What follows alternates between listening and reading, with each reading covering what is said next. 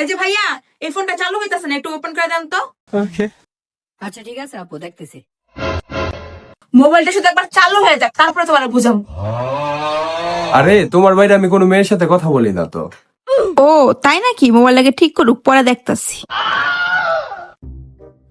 ভাই মোবাইলটা অন হইলে আমার বউ আমারে মেরে ফেলবে।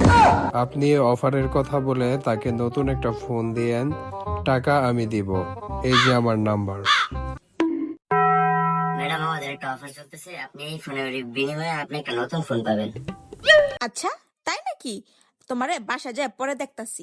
ভাইয়া আপনি নতুন ফোনটা দিন। এই যে আপনার ফোন।